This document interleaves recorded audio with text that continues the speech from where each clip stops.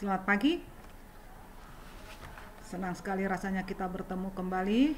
Hari ini kita akan masuk ke materi genetika yang mana ini adalah bab baru, yaitu bab ketiga, ya. Jadi genetika itu adalah ilmu yang mempelajari bagaimanakah sifat-sifat menurun itu sifat-sifat itu diwariskan kepada keturunannya. Nah, di buku kamu itu ada pada halaman 100, silakan dibuka. Ya. Jadi nanti setelah kita mempelajari tentang materi genetik ini, diharapkan kamu akan dapat menjelaskan struktur kromosom, kemudian dapat membedakan bentuk-bentuk kromosom, kemudian menganalisis tentang gonosom dan autosom, kemudian dapat membedakan pengertian gen dan alela, menjelaskan komponen penyusun DNA, menjelaskan mekanisme replikasi DNA, menjelaskan struktur DNA dan RNA, lalu menjelaskan perbedaan antara DNA dan RNA. Baik. Apa saja materi genetika tersebut? Mengapa dapat dia mewariskan sifat keturunan? Tentu ada materinya. Kita lihat materi genetika di dalam tubuh makhluk hidup itu, ya, ada kromosom, ada gen, ada alela, ada DNA, dan ada RNA. Ya, inilah yang akan kita pelajari supaya kita mengerti tentang ilmu genetika tersebut. Nah, sebelum kita lanjut, perlu kita mengerti tentang pengertian kromatin, kromosom, dan kromatid. Di kelas 11 kita sudah mempelajari tentang sel, di mana di dalam inti sel itu terdapat yaitu kromosom dan nukleolus. Itu ada di dalam inti sel, ya. Nah, ada 3 istilah yang harus kita pelajari tentang kromosom tersebut. Yang pertama adalah kromatin. Kromatin ini adalah kromosom yang bentuknya yaitu merupakan benang halus, ya, merupakan benang-benang halus. Kemudian di saat kromatin ini, ya, di saat sel mau mengadakan pembelahan sel, maka kromatin ini akan menebal, berubah bentuknya seperti ini sehingga dapat dikenal bahwa kromosom ini setelah menebal, inilah yang disebut dengan lengan kromosom, ya. Nih, lengan kromosom, dan di tengah-tengahnya ini ada yang disebut namanya sentromer. Oke. Nah, ini dibuat gambar kromosom ini adalah 2, ya. Nih, atau sepasang. Ini adalah kromosom itu, yang pertama yang sebelah kiri ini, ya. Ini diberikan dari ayah, jadi yang kanan ini diberikan dari ibu. Jadi dalam tubuh makhluk hidup, kromosom itu selalu berpasangan. Yang diwariskanlah itu 1 dari ayah, 1 dari ibu. Oke. Nah, ini sudah bentuknya sudah kromosom. Ini tadi karena masih halus namanya kromatin, sedangkan ini namanya kromosom. Lalu kromosom ini, masing-masing kromosom ini akan berduplikasi, di mana lengannya ini membelah sehingga menjadi tetrat, ya, menjadi tetrat. Nah, jadi dari 1 kromosom yang dari ayah ini membelah sehingga lengannya menjadi 4 seperti ini, ya. Nah, ini namanya menjadi kromatid, ya. Ini yang dari ibu juga seperti itu, berduplikasi sehingga juga membentuk tetrat seperti ini. Ini juga namanya kromatid. Nah, lengan yang satu ini dengan ini, di sampingnya ini dengan ini, disebutlah itu sister kromatid, ya, atau lengan kembar. Nah, jadi beginilah bentuk kromosom di dalam tubuh kita, ya. Kemudian ini pengertiannya, kromatin adalah cikal bakal kromosom, ya. cikal bakal kromosom. Dia merupakan benang-benang halus yang terdapat di dalam inti sel. Sedangkan kromosom adalah kromatin yang menebal. Nah, biasanya saat dia mau membelah baru dia menebal, sudah jelas yang mana lengannya, yang mana sentromernya. Sedangkan kromatid adalah kromosom di mana lengan kromosomnya berduplikasi membentuk sister. Itu penjelasan yang tadi. Kemudian kita lihatlah struktur kromosom tersebut. Anatomi kromosom ini adalah, ya, ini dia lengannya sudah jelas, di tengah-tengahnya ada sentromer. Nah, lalu di dalamnya kita lihat ada garis panjang seperti ini. Ya, ini namanya adalah benang kromonema. Ya, benang kromonema ini yang putih yang ini. Nah, dibungkus oleh matriks ini yang bulat-bulat. Ya, dibungkus oleh matriks. Oke. Kemudian pada benang kromonema tersebut terdapat apa yang disebut namanya kromomer. Ya, terdapat kromomer. Nah, di dalam kromomer ini terdapat lokus. Dan lokus itu, ya, lokus itulah tempat gen. Ya, lokus itulah tempat gen. Jadi artinya bahwa gen, mungkin kamu sudah pernah atau sudah tahu, sudah pernah dengar lah istilah gen tersebut, ya. Nah, jadi gen itu ada di dalam kromosom ini. Tepatnya di lokus, tepatnya di kromomer, dan berada di benang kromatin. Nah, kita lihatlah, berarti gen ini hanya berada di lengannya. Nah, sedangkan di sentromer ini tidak ada gen, karena di sini tidak ada lokus. Ya, jadi tidak ada gen di sini. Jadi fungsi daripada sentromer ini nih, yang ini, ya, atau kinetokor itu adalah untuk tempat menempelnya si kromosom ketika sel itu nanti mengadakan pembelahan sel. Setelah materi ini kita akan pelajari pembelahan sel. Nanti Ibu jelaskan lagi bagaimanakah fungsi sentromer dan kinetokor ini dalam pembelahan sel. Ya. Nah, kemudian telomer ini adalah ujung lengan kromosom, sedangkan di sini satelit ini fungsinya nanti adalah untuk membatasi bagaimana supaya kromosom itu tidak menempel dengan kromosom yang lain ketika saat mengadakan pembelahan sel. Oke, ini dia. Kita ulang sekali lagi penjelasan yang tadi. Badan kromosom adalah bagian kromosom yang mengandung kromonema. Ini dia. Jadi ini badan kromosom atau lengan kromosom itu mengandung yang disebut namanya kromonema. Ya. Kemudian pada kromonema terdapat bagian yang menebal yang disebut kromomer. Nih ya, kromomer. Kemudian di dalam kromomer terdapat ruang-ruang yang berisi gen yang disebut lokus. Jadi di dalam kromomer ini terdapat lokus. Di dalam lokus tersebutlah terdapat gen yang berperan dalam pewarisan sifat. Ya, jadi kalau ditanya di mana posisi gen? Posisi gen ada di dalam lokus. Lokus berada di dalam kromomer di sini. Kemudian kromomer itu ada di dalam benang kromonema. Kromonema itu ada di lengan kromosom. Ya, mudah-mudahan kamu paham.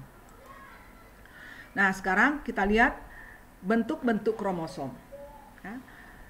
Bentuk kromosom itu ada 4. Yang pertama adalah metasentrik, di mana bentuknya seperti huruf V. Ini dia. Ya, jadi lengannya itu sama panjangnya, dan di tengah-tengahnya inilah sentromernya. Oke. Kemudian submetasentrik seperti huruf L. Nih, satu panjang, satu pendek, ini sentromernya. Itu namanya submetasentrik. Jadi kalau sama lengannya, panjangnya disebut metasentrik. Kalau ada panjang, ada pendek seperti huruf L, itu submetasentrik. Akrosentrik seperti huruf J. Nih, ya, seperti huruf J. Kemudian telosentrik seperti huruf I. Ya, jadi ada sentromer-sentromernya. Nah, jadi inilah bentuk-bentuk kromosom. Ada 4, metasentrik, submetasentrik, akrosentrik, telosentrik. Oke. Kemudian kromosom berdasarkan fungsinya. Kromosom itu berdasarkan fungsinya ada 2, yaitu 1 kromosom autosom. Autosom ini badan ya. Kromosom autosom adalah kromosom yang mengendalikan sifat-sifat tubuh. Bagaimana warna kulitnya, bagaimana bentuk matanya, warna rambut, bentuk buahnya. Nah, itu dikendalikan oleh gen yang terdapat pada kromosom autosom. Ya, ingat, dikendalikan. Sedangkan kromosom gonosom adalah kromosom yang menentukan jenis kelamin. Di sini ada kata-kata menentukan jenis kelaminnya. Nah, kromosom X bentuknya lurus dan kromosom Y bentuknya bengkok. Ya. Jadi, saya ulangi, kromosom berdasarkan fungsinya. 1 kromosom autosom nih ya, yang di badan kita itu mengendalikan gen yang mengendalikan nanti warna kulit, bentuk mata, warna rambut, bentuk buah. Kalau pada tumbuhan misalnya daunnya lebar, warna daripada bunganya. Nah, itu ditentukan oleh gen-gen yang terdapat pada kromosom autosom. Sedangkan jenis kelamin itu ditentukan pada kromosom gonosom. Nah, ini adalah karyotipe kromosom. Ya. Karyotipe kromosom pada wanita. Di sini dituliskan XX. Ya. Nah, di dalam tubuh makhluk hidup saya katakan tadi bahwa kromosom itu selalu berpasangan. Manusia mempunyai jumlah kromosom 46 atau 23 pasang. Ini satu pasang, ini 3, 4, 5, 6, 7 sampai ke 22 ya. Nih kromosom nomor 1 sampai kromosom nomor 22 itu adalah kromosom autosom. Ya. Tadi kromosom autosom adalah kromosom yang mengendalikan sifat atau ciri ya. Sedangkan kromosom nomor 23 nih, kromosom nomor 23 adalah kromosom yang menentukan jenis kelamin. Nah, di sini bentuknya sama. Tadi kita sudah perhatikan nih, kromosom X bentuknya lurus ya. Kromosom Y bentuknya bengkok. Nah, jadi di sini kromosom X ini seperti ini, sama bentuknya seperti ini ya. Nah, jadi inilah kromosom karyotipe kromosom wanita yang normal ya. Nah, karyotipe kromosom, cara menuliskannya, karyotipe kromosom wanita adalah 22AA ya. Ini autosom maksudnya, kromosom autosom. AA itu kromosom autosom. Dibuat di sini AA artinya 22 pasang ya. 22 pasang kromosom autosom tambah XX, ini kromosom gonosom ya. Menjadi 22 pasang tambah 22 pasang kan 44, tambah ini 1 tambah ini 1 berarti 46. Atau bisa juga ditulis 44A. Kalau hanya ditulis 1A-nya berarti jumlahnya langsung 44A tambah X menjadi 46. Jadi kalau kamu disuruh menuliskan karyotipe kromosom wanita jadi seperti ini ya.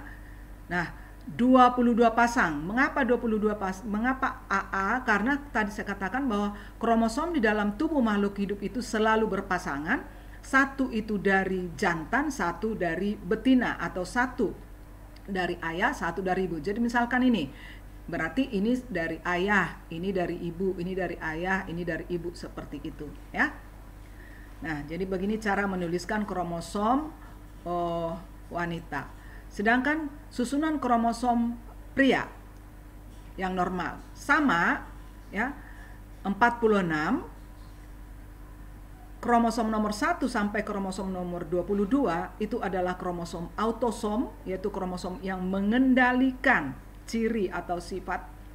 Sedangkan kromosom nomor 23 ini adalah kromosom yang menentukan jenis kelamin ya. Ini X sama bentuknya seperti X yang ada pada wanita tadi, ini Y ya. Ini Y-nya. Jadi satu pendek, satu panjang. Jadi sama cara menuliskannya, 22 AA, 22 pasang tambah X Y ya, tambah X Y berarti 46, atau 44A, satu A-nya, hanya satu A-nya ya.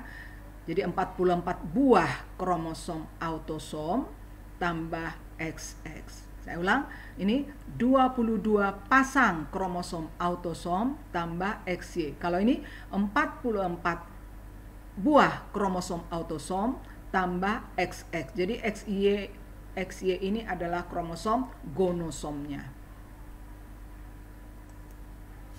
Nah, sekarang sudah selesai mengenai kromosom. Masuk sekarang ke gen. Tadi Ibu sudah informasikan tadi bahwa posisi daripada gen itu ada pada lokus ya. Lokus itu posisinya ada pada kromonema ya, kromomer. Kita lihat, gen adalah unit genetika terkecil dari materi genetik yang mengendalikan sifat-sifat hereditas organisme yang terletak di dalam kromosom. Jadi unit genetik terkecil dari materi genetik yang mengendalikan sifat-sifat hereditas. DNA adalah bahan genetik, atau kalau saya putar, apa sih materi atau bahan daripada gen tersebut? Ternyata bahan daripada gen adalah zat DNA. Ini DNA ini adalah deoksiribosa nukleat asid atau asam. Asid ini asam deoksiribosa nukleat ya. Ini deoksiribosa ini adalah gula. Nah, jadi kita harus, kalau kita mau tahu zat-zat apa ternyata yang ada dalam gen, itu adalah DNA. Alela adalah gen-gen yang terdapat pada lokus. Masih bisa ya tadi ya, lokus sudah tahu ya. Alela adalah gen-gen yang terletak pada lokus yang sama ya, atau yang bersesuaian di dalam kromosom yang homolog. Alela ialah anggota dari sepasang gen. Oke, kita lihat. Mungkin kamu lebih mengerti. Ini satu kromosom. Ini satu kromosom. Ini dari ayah, ini dari ibu. Nah, kita tadi sudah mempelajari tentang bentuk-bentuk kromosom. Kalau bentuk kromosom ini sama bentuknya, nah kita lihat ya kan, ini panjang, ini pendek, sama bentuknya, berarti kromosom ini disebutlah itu kromosom yang homolog. Tadi kan ada bentuk-bentuk kromosom metasentrik, submetasentrik, ya. Saya ulangi, bukan. Bentuk-bentuk kromosom itu metasentrik, submetasentrik, akrosentrik, telosentrik. Nah, jadi kalau ada dua atau ada sepasang kromosom yang sama bentuknya, maka disebutlah itu kromosom yang homolog. Tapi kalau kromosom telosentrik digabung dengan akrosentrik, berarti kromosomnya itu adalah kromosom yang heterolog. Ya, ngerti ya? Nah, jadi ini karena bentuk kromosomnya sama, maka kromosom ini adalah sepasang kromosom yang homolog, yang sama bentuknya. Ya. Tadi kita sudah mempelajari bahwa di dalam kromosom ini ada lokus-lokus. Di dalam lokus ada gen. Oke, ini kromosom dari ayah, ini kromosom dari ibu, yang akan memberikan misalkan nih warna mata, ya.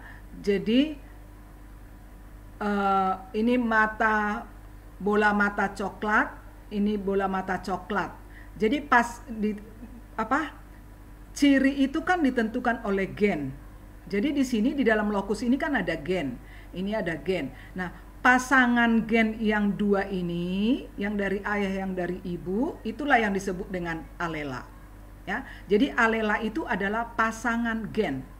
Oke, sekarang kita lihat lagi di sini. Kalau itu untuk tanaman, ini lokus daripada gen, di mana gen yang terdapat di sini itu adalah gen yang akan membicarakan atau mengendalikan warna bunga, ya, warna bunga. Nah, ini dari bunga jantan ini akan memberikan bunga putih, yang betina akan memberikan bunga ungu.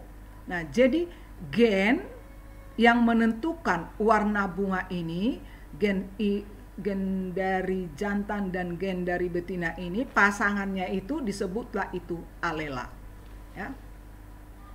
Ngerti ya? Jadi saya ulang, gen ada di dalam lokus. Gen adalah menentukan, ya, dapat menentukan ciri.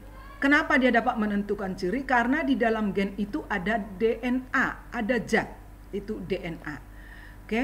Nah, jadi di sini saya katakan bahwa kromosom itu selalu berpasangan, satu dari jantan, satu dari betina. Oke. Nah, jadi gen yang menentukan ciri tertentu itu, pasangannya itu disebut alela. Oke. Jadi kalau sepasang suami istri, ya, sepasang suami istri memberikan sifat kepada anaknya mengenai warna kulit. Ayah ini, misalkan kromosom ayah ini, dia memberikan gen yang menentukan warna kulit sawo matang. Kebetulan ayahnya itu warna kulitnya sawo matang. Jadi di sini gen sawo matang. Sedangkan di sini si ibu, si istri, gen yang akan diberikan mengenai warna kulit kepada anaknya warna hitam. Ya, jadi gen, pasangan gen dari ayah dan ibu yang menentukan warna kulit itu, itulah yang disebut namanya alela. Jadi pasangan gen. Oke, seperti ini nih. Pasangan alela pada kromosom yang sehomolog. Kamu lihat semua di sini kromosomnya itu homolog, sama bentuknya. Di sini ada gen A. Ini A besar, A kecil. Jadi ini menentukan misalkan warna bunga merah, ini menentukan warna bunga putih. Jadi gen A ini dengan gen A kecil ini disebut alela. Alela yang heterozigot pada kromosom yang homolog. Oke. Saya ulang. Karena di sini tulisannya A besar A kecil, berarti alelanya ini alela yang heterozigot, artinya alela yang berbeda, satu besar satu kecil.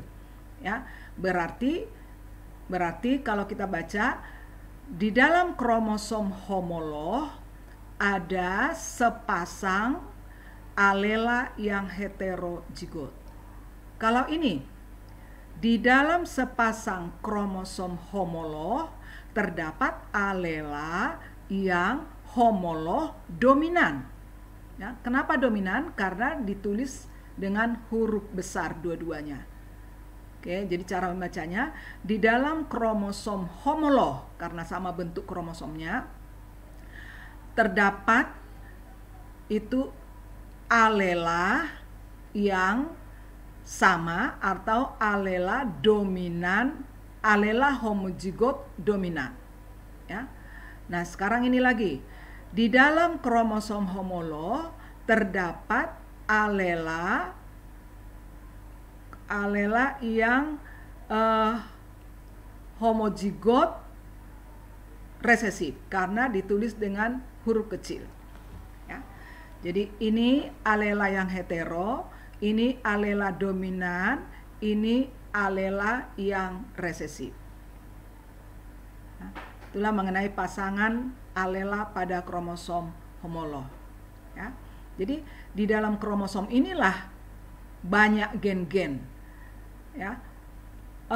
Manusia kan tadi saya katakan mempunyai 46 buah kromosom.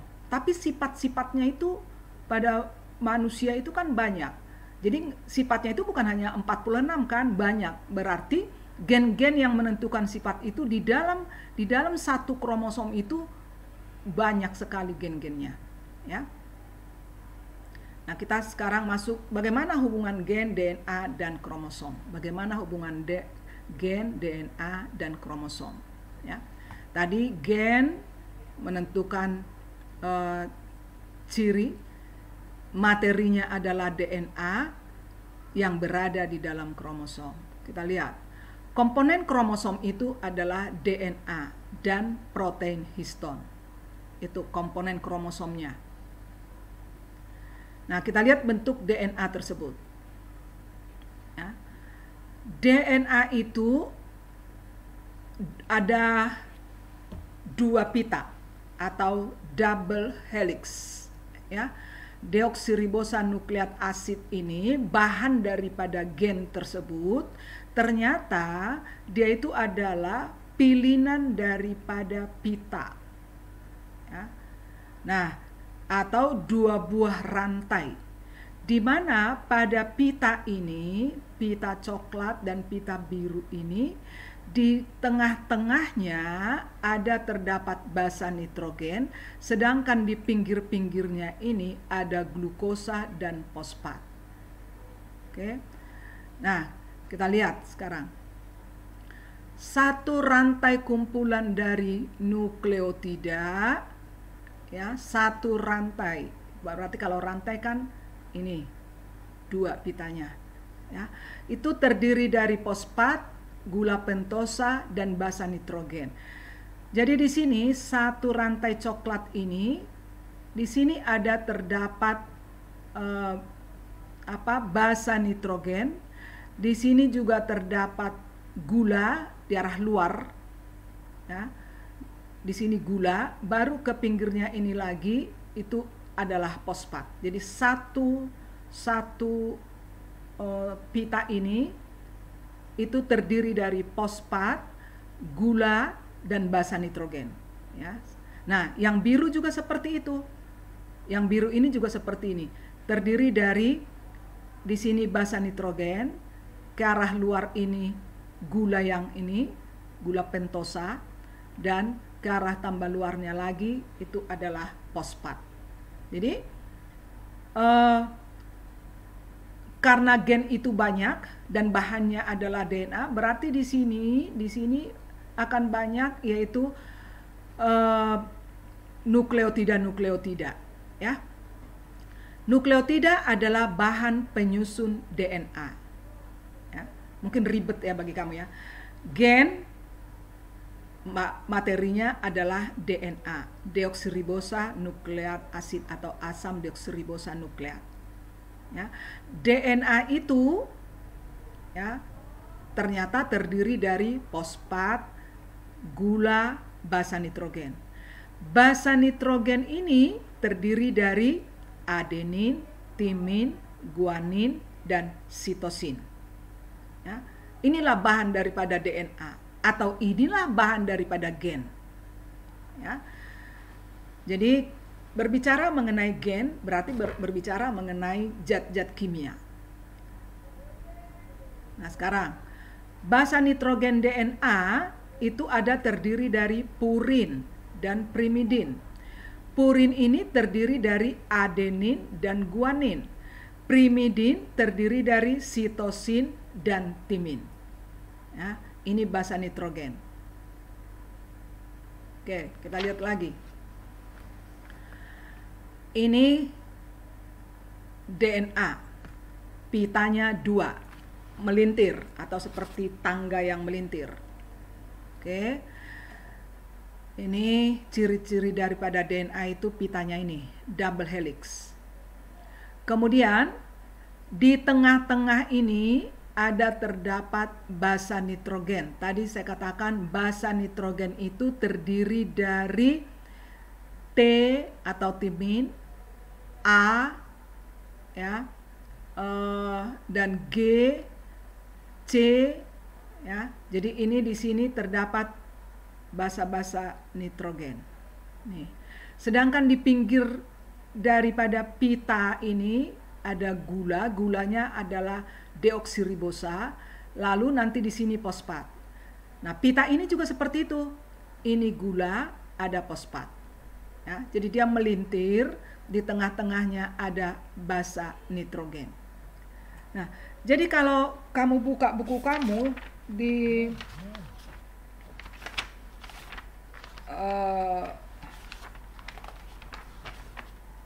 halaman 114, ya, itu diberikan simbol-simbol daripada primidin dan purin itu, ya. Nah, tadi saya katakan bahwa purin terdiri dari adenin dan guanin, primidin terdiri dari sitosin dan timin. Jadi kamu buka bukumu halaman 114, di situ ada basa primin, ada basa purin. Basa primidin T, ya, yang berpasangan dengan adenin. Ya, jadi A ini, adenin ini selalu berpasangan dengan timin, guanin ini selalu berpasangan dengan sitosin. Nah, jadi kalau kita lihat tadi,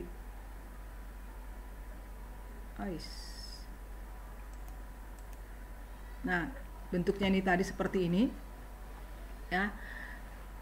Kita ulang lagi ya. Ini gambar DNA yang double helix atau 2 pita. Setiap pita ini ada nukleotidanya di sini. Kemudian ada gula, ada fosfat. Jenis gulanya kalau DNA adalah D atau deoksiribosa. Oke. Nah, ini pun pita yang satu lagi terdiri dari nukleotida A atau C atau T, ya. Kemudian ke arah luar ada gula, ada fosfat. Oke. Nah, jadi DNA adalah 2 rantai polinukleotida. Memakai kata poli karena ini kan nukleotida, nukleotida, nukleotida, nukleotida, nukleotida. Berapa panjang kromosom itu? Ya, panjang sekali kromosomnya. Jadi di sini karena kromosomnya itu panjang, berarti nukleotida-nukleotidanya juga banyak di sini. Makanya mengatakan polinukleotida, ya. Jadi berarti gen itu adalah nukleotida atau gen itu berada di dalam DNA. Jadi itu hubungannya antara gen dengan DNA. Jadi saya ulangi, gen itu adalah bahan untuk menentukan sifat-sifat atau ciri makhluk hidup, ya. Gen itu materinya adalah DNA. DNA itu terdiri atas 1 nukleotida, ini yang di tengah-tengah ini, gula dan fosfat. Oke, hubungannya dengan kromosom bagaimana? Kita lihat ya, ini pita DNA. Oke, pita DNA. Kemudian di sini kan di tengah-tengahnya ini basa nukleotida, ada gula, ada fosfat. Kemudian dia dipintal oleh protein histon, ya. Dipintal seperti layangan. Kemudian semakin dipadatkan, ya, menjadi seperti ini hingga bentuk kromosom seperti ini. Ya. Saya ulang, ini DNA. Oke. Kemudian itu dipadatkan dan dia mengikat protein histon, berikatan dengan protein histon. Kemudian semakin padat, semakin dipadatkan hingga seperti ini berada di dalam kromosom. Atau sebaliknya, kalau kromosom ini ditarik, lengannya, bagian dalamnya, yaitu kromonemanya ditarik ke arah luar, maka dia semakin panjang,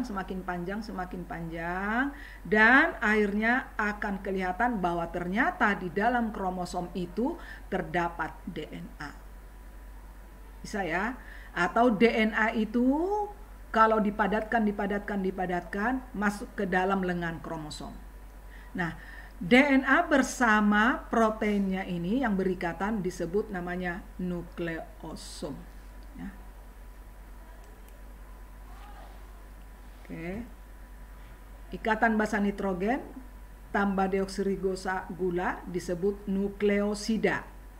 Nah, saya ulangi, ikatan basa nitrogen ditambah dengan gula deoksiribosa, ya, disebut nukleosida. Tapi kalau basa nitrogen tambah deoksiribosa tambah fosfat disebut nukleotida. Oke. Pilihan DNA atau ADN dengan protein histon disebut nukleosom. Ini ingat istilah ini ya. Yuk. Sekarang kita lihat lagi. Kita ulang. Ini bentuk ADN. Ya. Ini deoksiribosa glukosanya. Ini basa nitrogennya, ini guanin, sitosin, timin, adenin. Ini pita 1. Ya, kemudian ini fosfat. Lalu pita 1 lagi, kan double helix ya. Jadi ini pita 1 lagi. Ini terdiri dari gula deoksiribosa, ke arah luarnya fosfat, ke arah dalam ini basa-basa nitrogennya. Ya. Nah, ingat C selalu berpasangan dengan G, A selalu berpasangan dengan T. Kemudian, ternyata yang mengikat antara pita yang satu dengan pita yang satu lagi, katakanlah ini pita A dengan pita B pada DNA tersebut. Nah, yang mengikat basa nitrogennya ada ikatan hidrogen. Ya, ada ikatan hidrogen. Ikatan hidrogen yang mengikat C atau sitosin dengan guanin ada 3. Nih, ada 3. Kamu lihat titik-titiknya, baris 3. Tapi ikatan hidrogen yang mengikat adenin dengan timin ini ada 2. Ya. Oke, ini supaya kamu ingat ya. Jadi kalau DNA-nya itu kita buat ke arah samping, ya begini bentuknya. Oke. Sekarang ada soal latihan. Pada gambar struktur DNA berikut, hitunglah berapa ikatan hidrogen, berapa ikatan nukleotidanya, dan berapa ikatan nukleosidanya. Kita lihat, ikatan hidrogen. Kita hitung. Tadi saya katakan ikatan hidrogen antara C dengan G ada 3. Nah, jadi kita hitung semua ikatan hidrogen mereka. Ini 3 berarti 6. Ini 2, 8, ini 2, berarti 10. Jadi ikatan hidrogennya itu ada 10. Ditanya lagi, nukleotida. Tadi Ibu udah informasikan, yang dimaksud dengan nukleotida adalah ikatan antara basa nitrogen ditambah dengan gula ditambah dengan fosfat. Lalu kita hitunglah berapa ikatan nukleotidanya. Nih, 1, 2, 3, 4, 5, 6, 7, 8. Nah, itu ikatan nukleotidanya, 8. Berapa ikatan nukleosidanya? Yang dimaksud dengan nukleosida adalah ikatan antara basa nitrogen tanpa fosfat. Ya, kalau ikut fosfat kan nukleotida. Tapi kalau tidak ikut fosfat berarti itu nukleosida. Nah, ditanya nukleosidanya berapa? 1, 2, 3, 4, 5, 6, 7, 8. Nah, ini sering ditanyakan ya. Soal seperti ini. Kemudian Ada lagi latihan sama seperti ini. Pada gambar pita ADN tersebut, hitunglah ikatan nukleotidanya dan hitung ikatan hidrogennya. Yang pertama kita baca dulu, kita jawab dulu ikatan hidrogen. Di sini ada 3, ini 3, ini 2. Ini tidak kita hitung, karena memakai, kalau pita DNA kan harus berikatan. Ini tidak ada ikatannya. Jadi ini kita tidak hitung. Ya, karena kurang ikatannya di sini. Nah, jadi kalau ada soal seperti ini, kamu diberikan gambar, ya, ditanya berapa ikatan hidrogennya, perhatikan, berikatan nggak semua. Kalau ada di sini ganjil, tidak ada ikatannya, berarti ini tidak dihitung. Ya, jadi ikatan hidrogennya berarti ini 3, ini 3, 6, ini 2, berarti 8. Berapa nukleotidanya? Ya, berapa nukleotidanya? Tadi nukleotida adalah ikatan basa nitrogen tambah gula tambah fosfat. Kita hitung. 1, 2, 3. Ini jangan dihitung karena tidak ada pasangannya. Ya, jadi ini 4, 5, 6. Ya. Seperti itu ya. Nukleosidanya juga itu sama, 6. Ya, jadi ini tidak dihitung ya, karena tidak ada pasangannya. Nah, bagaimanakah DNA itu bereplikasi? Ya, atau menggandakan diri. Ini DNA menggandakan diri itu di dalam inti sel ya, karena DNA itu kan ada di dalam kromosom. Kromosom atau kromatin berada di dalam inti sel. Jadi dia menggandakan diri dengan 3 cara, yaitu dengan model konservatif, model semi konservatif, dan model dispersif. Ada 3 caranya. Nah, kita lihat di sini. Nah, ini adalah model konservatif.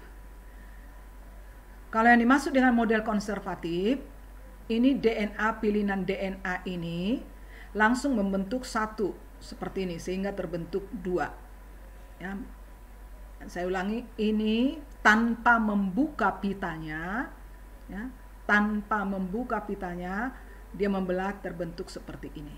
Jadi sekarang sudah terbuka 2 pilihan. Kalau membelah lagi, ya ini tanpa dibuka pilihannya, ini membentuk 1 lagi, ini pun membentuk ini.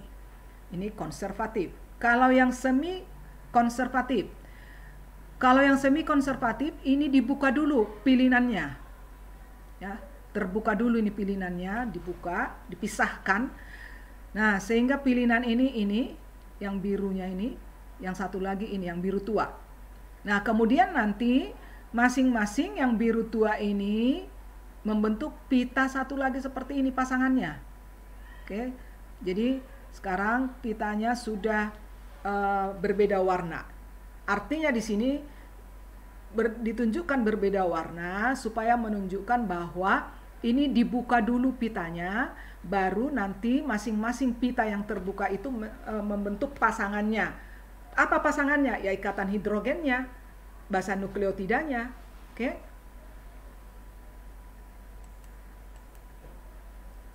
Nah, jadi kalau di sini tadinya basa nukleotidanya A, nanti di sini akan ada T. Kalau di sini ada G, maka di sini akan ada C. Kalau di sini ada C, maka di sebelah ini ada G. Nah, seperti itu ya. Nah, sementara yang dispersif model ini agak lebih rumit karena ini selain terpisah pitanya, maka ini ada potongan-potongan kecil. Ini makanya beda-beda warna ini, rame-rame warnanya nih. Ya. Jadi setelah terbuka pitanya, maka seakan-akan terpotong-potong, maka nanti dari potongan itu akan membentuk seperti ini. Ya. Jadi sifatnya itu jadi rame gitu ya. Nah, jadi ini konservatif, semi konservatif, dan dispersif. Begitulah cara pita ADN itu bereplikasi. Ini mekanisme replikasi DNA semi konservatif. Ini yang biasa yang terjadi ya. Ini 1 pilihan DNA dibuat bentuknya seperti ini ya, dipermudah Jadi tidak melilit tapi dipermudah supaya kita lebih mudah mengerti.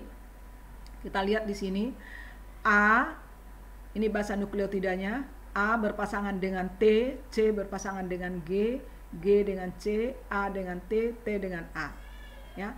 Tadi dikatakan kalau semi konservatif maka pitanya terbuka dulu. Nah, ini sekarang terpisah pitanya. Lalu ini nanti pita ini akan nanti membentuk pita yang baru di sini. A berikatan dengan T, C dengan G, tapi sekarang di sini sudah pilihan yang baru, sudah pilihan warna coklat. Nah, setelah terbentuk maka dia akan kembali berdekatan. Ya. Jadi di sini nanti sudah ada ikatan di antara mereka, ini sudah ada ikatan hidrogen. Nah, yang ini sama. Ini kan tadi terpisah. Ini sudah terpisah. Ini dia. Kemudian ini juga T akan membentuk A, G membentuk C, C membentuk G, T membentuk A dengan T. Tapi sudah berbeda pita. Nah, setelah terbentuk ini mereka bergabung seperti ini. Ini yang semi konservatif, ya. Ini menjelaskan yang ini tadi supaya lebih jelas, ya. Macam-macam enzim pada proses replikasi DNA. 1. Helikase adalah yang membuka dan melepaskan pita DNA. Jadi tadi saya ulang.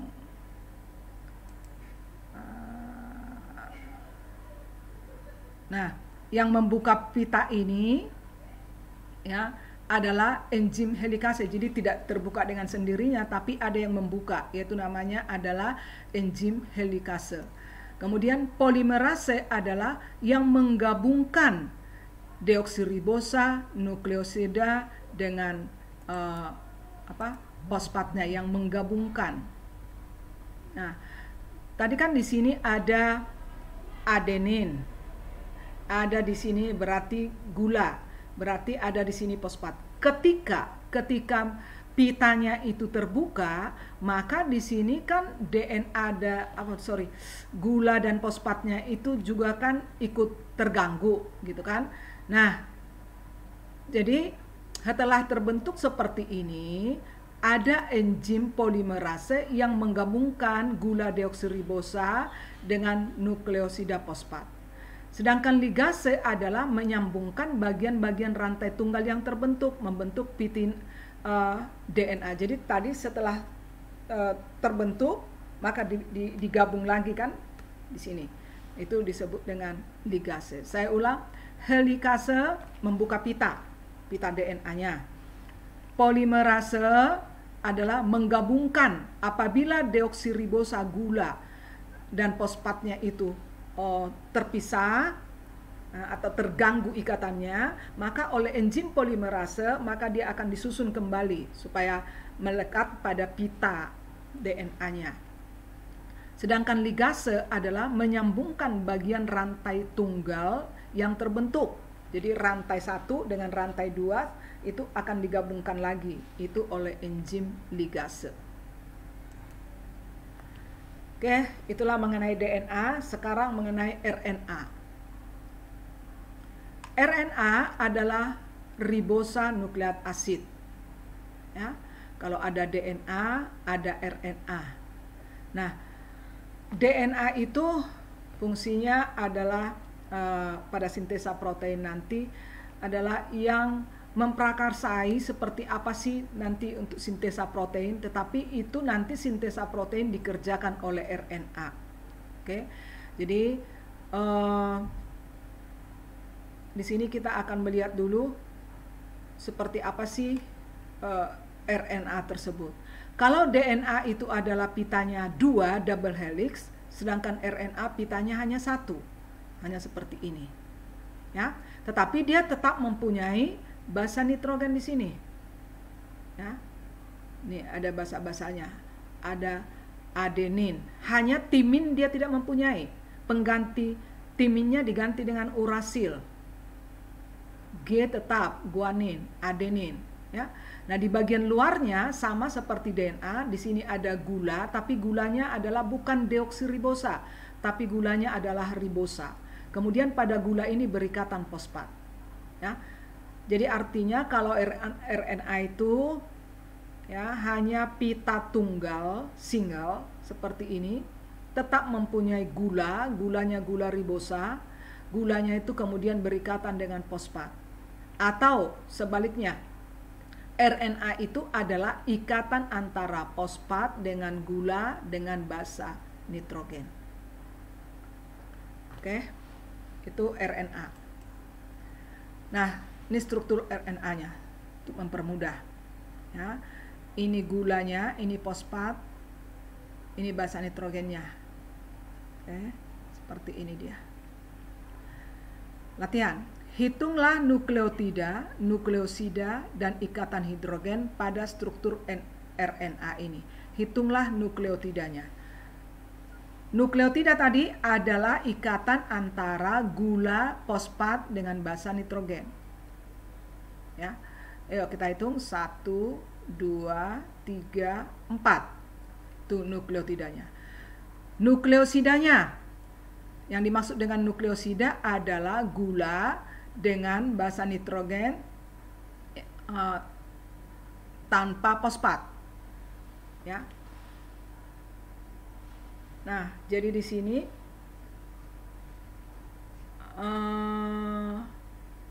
berarti di sini nukleosidanya sama 1, 2, 3, 4, ya. Nah, sedangkan ikatan hidrogen karena dia adalah tunggal, ya, berarti dia tidak ada pasangan talinya lagi, berarti tidak ada ikatan hidrogennya, ya. Oke, jadi inilah struktur RNA. Jenis-jenis RNA itu ada 3, ada RNA M atau duta, ada RNA ribosom, ada RNA T. Jadi ada 3, RNA M atau duta, RNA R atau dan RNA T. Nah, di sini gambar pita ARN duta. Ini dia di tengah. Ya. Kenapa dia dibuat di tengah? Karena ARN duta atau ARN messenger itu ada hasil cetakan dari salah satu pita daripada DNA. Nanti kita pelajari pada sintesa protein. Jadi inilah yaitu ARN duta, ya, atau ARN messenger. Ya, lurus aja dia seperti ini. Sedangkan ARNT itu bentuknya seperti ini, seperti apalah ini, seperti salib lah ya. Nah, jadi di sini dia tetap mempunyai basa-basa nukleatnya. Nih ada U, A, nih seperti ini, ya. Kemudian ini adalah ARN ribosom. ARN ribosom itu adalah asam ribonukleat ribosomal yang merupakan molekul utama penyusun ribosom, ya. RNA ribosomal ini merupakan RNA yang membungkus ribosom, ya. Kemudian bersama dengan protein bersama-sama membangun subunit-subunit. Jadi ini ARN ribosom ini adalah ARN di mana basa-basa zat kimianya adalah yang membentuk dua bagian subunit, yaitu subunit kecil dan subunit besar. Yang kamu lihat yang biru, ya. Jadi ini dibangun oleh ARN ribosom. Lalu kenapa ada di sini ARN M? Kenapa ada di sini ARN T? Karena pada ARN ribosom ini atau pada ribosom ini sedang terjadi pencetakan protein. Ya, kita tahu bahwa ribosom itu kan tempat untuk mencetak protein, ya. Tapi kita belum sampai ke sana. Ibu baru menunjukkan bahwa ARN ribosom itu bersama-sama dengan protein membentuk atau membangun ribosom secara struktural, ternyata ribosom itu ada daerah besar, ada daerah kecil. Nah, itulah ARNR. Kalau begitu kita lihatlah perbedaan rantai antara DNA dengan RNA. Ya. Nah, tadi saya katakan bahwa ARN itu rantainya tunggal, sedangkan DNA itu rantainya double helix. Ya. Kemudian karena ini double helix atau dua pitanya, maka di tengah-tengahnya ini ada ada adenin, ada basa-basanya yang diikat oleh hidrogen. Ada ikatan hidrogennya. Sementara di sini karena dia hanya tunggal, maka dia tidak ada ikatan hidrogennya. Oke. Kita lihat perbedaan DNA dan RNA. DNA itu posisinya ada di dalam inti sel, sedangkan RNA posisinya ada di dalam inti sel, yaitu si RNAM itu berada di dalam inti sel, sedangkan ARNT berada di sitoplasma, ARNR berada di dalam ribosom. Bentuknya kalau DNA itu pita spiral ganda atau double helix, ya, dua pita, sedangkan ARN itu pita tunggal. Kemudian kalau DNA gulanya deoksiribosa, kalau RNA gulanya ribosa. DNA ukurannya sangat panjang, RNA ukurannya pendek. Sedangkan DNA basa nitrogennya, purinnya terdiri dari adenin guanin, sementara primidinnya terdiri dari sitosin dan timin. Nih, timin. Sedangkan kalau ARN, basa nitrogennya, purinnya terdiri dari adenin dan guanin, sedangkan primidinnya sitosin dan urasil. Nah, jadi kalau di RNA tidak ada timinnya, yang ada hanya urasil. Atau pada RNA tidak ada timin. Nah, kemudian kadarnya, DNA tidak dipengaruhi oleh kecepatan sintesa protein. Ya, jumlahnya tidak dipengaruhi oleh kecepatan sintesa protein.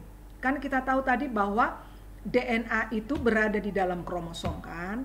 Nah, jadi ya berarti kalau dia berada di dalam kromosom, sedangkan kromosom itu kan jumlahnya kalau pada manusia ada 46. Jadi berarti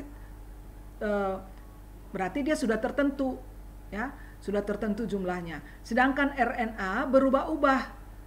Itu menurut kecepatan sintesa proteinnya, karena dia ini adalah yang membantu, RNA ini adalah yang membantu DNA untuk mencetak protein. Jadi ini selalu berubah-ubah tergantung kepada berapa banyak protein yang akan dicetak. Nah, kemudian fungsinya, DNA berfungsi mengendalikan faktor keturunan dan sintesa protein, mengendalikan sintesa protein, mengendalikan faktor-faktor keturunan. Nah, kira-kira nanti si kromosom itu akan membentuk sifat apa, ya, mengendalikan. Sedangkan RNA ini adalah yang melaksanakan sintesa protein. Ya, jadi ini melaksanakan atau membantu DNA dalam membentukkan protein. Nah, jadi sifat-sifat kita itu intinya itu adalah protein-protein. Ciri-ciri kita itu rambut kita lurus, mata kita bulat, hidung kita mancung, itu adalah cetakan-cetakan protein yang dilaksanakan oleh DNA dan RNA.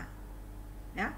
Nah, jadi itu hubungan antara tadi DNA, gen, kromosom, dan RNA. Hubungannya, kita ulang ya intisarinya. DNA itu bahan daripada gen. Oke, bahan atau zat kimia daripada gen. Sedangkan gen itu adalah unit yang menentukan ciri daripada makhluk hidup tersebut. ya. Sewaktu dia mau membangun ciri tersebut melalui sintesa protein, itu dibantu oleh RNA. Ya. Nah, kalau DNA itu adalah bahan gen, sementara gen itu di dalam kromosom. Nah, sehingga kita tahulah sekarang bagaimana hubungan antara gen, DNA, RNA dan kromosom tersebut. Jadi kalau ada keluarga yang mengadakan tes DNA, nah, yang dites itu sebenarnya adalah zat kimia daripada gen tersebut, karena DNA ini kan zat kan. Nah, jadi tes DNA sama dengan tes gen maksudnya, ya, untuk mengetahui identitas. Misalkan ada mencurigakan ini anak siapa atau suatu jenazah, ya, ini jenazah siapa. Jadi itu diketahui melalui tes DNA, ya, atau tes gen maksudnya. Oke. Demikianlah yang dapat Ibu sampaikan mengenai materi genetika. Ya, mudah-mudahan kamu bisa mengerti. Saya ulang kembali bahwa membicarakan dengan materi genetika itu adalah kita membicarakan tentang gen, membicarakan tentang DNA, ya, yang berada di dalam kromosom. Terima kasih. Assalamualaikum warahmatullahi wabarakatuh.